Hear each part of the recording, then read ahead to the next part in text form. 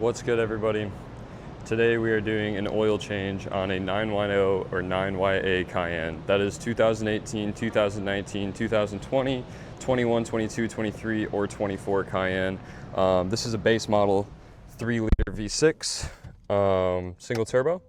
So before we do the oil change, I'm just going to start the car. As you can see, I just got over 40,000 miles. So it's time for my 40,000 service, and the first part of that is going to be doing an oil change. So before I do the oil change, like I was just about to say, we're going to go warm the car up. As you can see, my oil and coolant temp are very low. Normally my oil runs around like 220 and coolant about the same, a little less.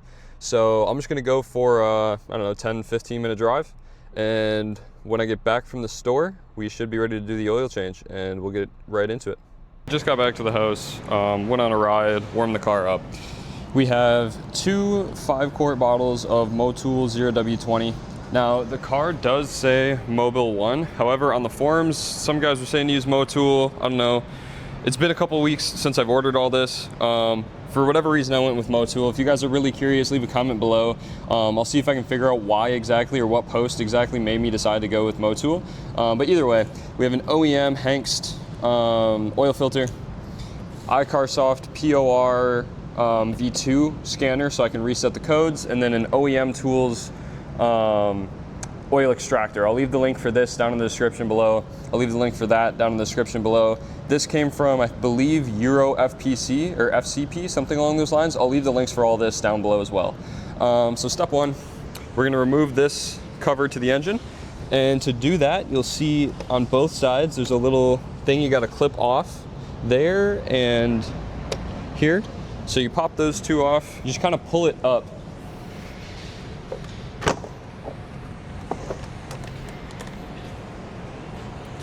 You can see there's a few of these little guys around. That's what's holding it in. They just kind of pop down into a rubber grommet.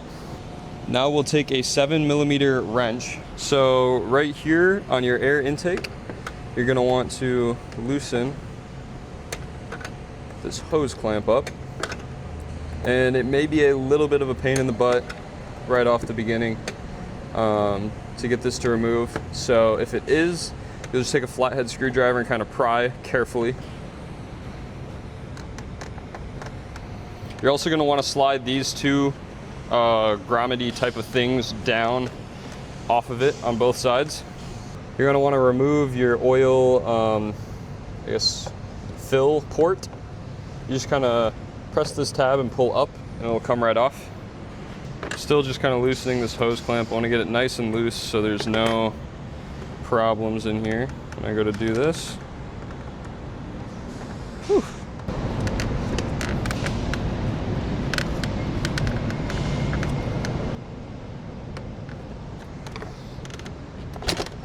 There we go. It popped off halfway. There we go, now it's all the way off. You just kind of want to pry up from the front, pull out from the back. Wow, that's hot. Now you can see down in there real well. Here is your oil filter, 25 Newton meters. You should use a torque wrench. I don't have a 1/2-inch drive torque wrench, and I can't find my converter, so I'm not going to use one. I'll just be really careful when I go to tighten it. The first thing you're going to want to do when you remove your air box, put a rag into the air filter here. You don't want any dust or debris to fall down in there while you're working. So make sure you put a rag down in there to cover it up. And then the first thing I'm gonna do is just crack that carefully. Oh wow, that's tight.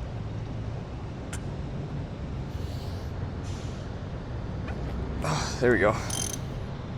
Just kind of crack that loose.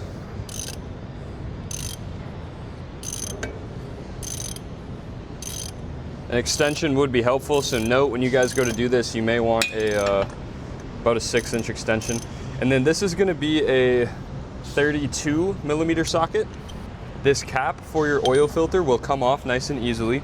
However, the actual filter that's down in there cannot come off at the same time. So you gotta kind of take, what I'm doing here is I'm just taking my flathead and I'm making sure that I pop the oil filter and the cap separate. You got to go towards the front of the vehicle under the torsion bar.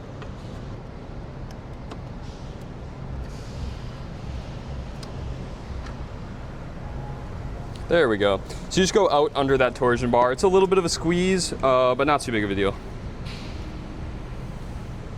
So now that I have this cap off, it's really hot, so I'm just gonna go let it sit for a minute, and then we'll clean it out and replace the O-ring. So your dipstick is gonna be pretty well hidden. I will zoom in on it for you guys right here. You're gonna wanna get a flathead or something like that, and kind of put it in there to pull it up.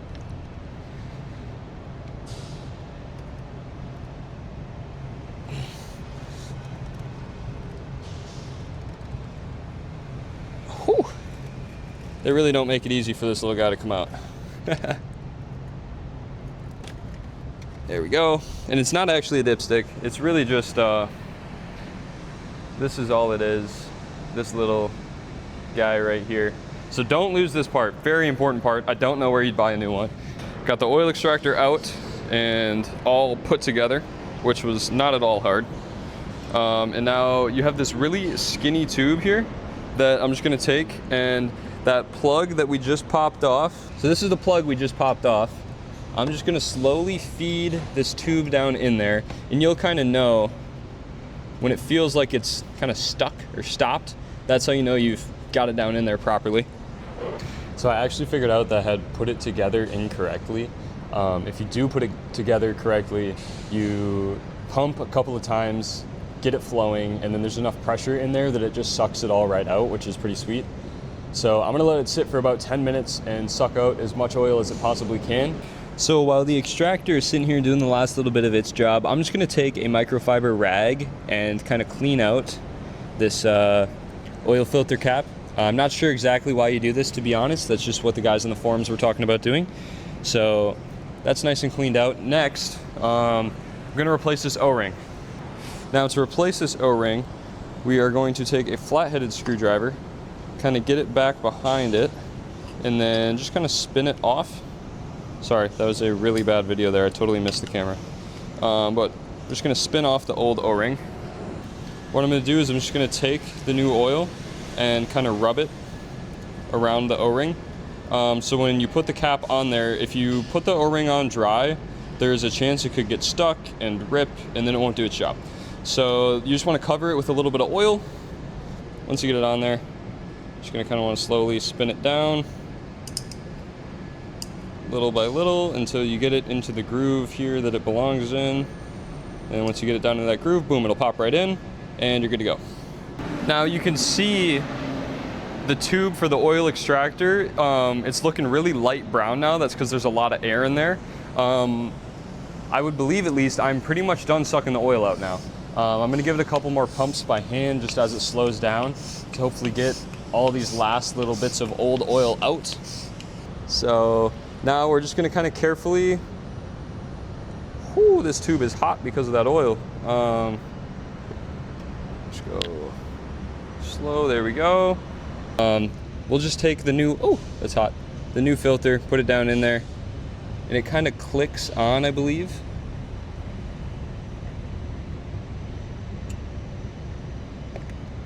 There we go. I got it to click on there real nice.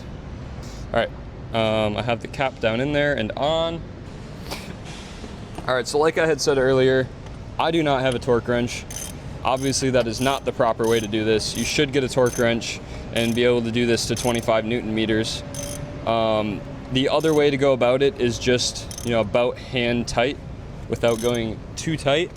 So I'm just gonna get it until it's about snug and push it a little tiny bit more, not too much. That is snug, boom, call that good.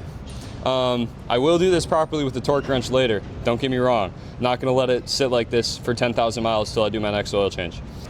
All right, now for the reinstall, we're just gonna take it at a very minor angle, push it back. There's 2 grommets in the back there. You're gonna wanna find those, push it on over those, remove your rag that you had down inside of your air intake. There is this little thing, this little rubber grommet. Just gonna wanna pop your air filter. You're gonna wanna pop it right back down into there. Put your boot back onto your air intake. Real simple. Make sure you get it all the way over the air intake before you start tightening it down. All right, I've got my boot back over the air intake properly. Now I'm just gonna take my 7mm wrench again and tighten down this hose clamp. I'm just gonna take both of these on each side. There's one on each side. I'm gonna take this and slide it back over the air intake, or air box maybe. I'm not exactly sure the terminology for all this stuff. You guys know what I'm saying. Slide that back over. Tiny bit of a challenge, not too hard at all though. Just make sure you do it right. It's obvious if it's not right, it won't sit on there properly. So like I said, make sure you do that on both sides. One passenger, one driver. Oil filter fill port, and it just kind of clips back in, so you go from the top and click it back into place. This engine, you can't find anywhere in the manual to see how much oil it actually takes. From what I've read online, it takes about 8 quarts, like I was saying here at the beginning of the video. So what we are gonna do is, carefully as we can, I'm just gonna fill this up with 5 quarts. So I have these 5-liter jugs. I'm not exactly sure how many quarts this is, to be honest with you. Actually, it's about 5 US quarts. So I'm gonna pour this jug in there, and then just a little bit of the other jug, and then I'll start the engine and use the electronic oil level checker. And then we'll see where we're at and see how much more oil I need to do. And we'll keep doing that and adding a little bit more until it says we are right at the fill mark. I'm gonna start her up. What you're gonna wanna do is use this wheel on the right side of your steering wheel. Navigate to this page here. Then you're gonna click the wheel in once, go down to the oil level, click again. Now, you'll see it says oil level unknown, no measurement. It's gonna take about 5 minutes of running the engine before you actually know how much oil is in there. So I'm just gonna let the car sit here and idle for a couple of minutes, let it run through its thing. And then after a few minutes here, I'll check the oil level and let you guys know where it's at. So I gave it a couple minutes now. The oil level is just above minimum. So I'm gonna go put another quart or so in, and then start the car and let it run for 5 minutes. Added one more, so we're at about 6 quarts. After 5 minutes, we're about halfway from minimum to maximum, so I'm gonna add one more quart, and we should be about perfect. Alrighty boys, I put in a total now of 8 quarts, and I'm checking the oil level. We are almost at a perfect maximum oil level.